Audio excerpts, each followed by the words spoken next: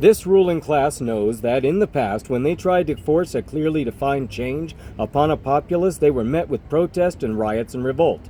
If that populace was slowly desensitized to the change, however against its best interest it might be, they would grudgingly tolerate and then even accept it.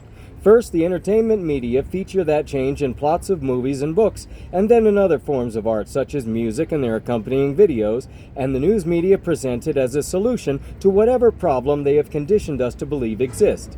Then we accept it with indifference. That day, the 5th of January in 2021, the manufacturers of consent prepared for war. This would have to be their greatest illusion yet because all the world was watching. The actors assembled in the parking garage above because the majority of them were oblivious to the existence of underground bases, and they weren't exactly discreet. They were the type of wastrels who would drive across state lines to answer a Craigslist ad for freelance work. They had no other obligations and wouldn't mind roughing it in a tent for a chance to riot in their nation's capital and get paid for it.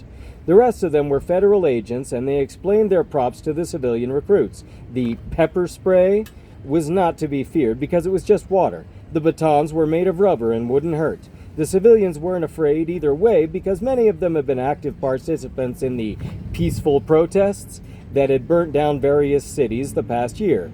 Even the ones who'd been arrested were out the next day without charges. As far as they were concerned, they had carte blanche. The feds smiled at their little joke that this time all the actors thought they would have the same immunity.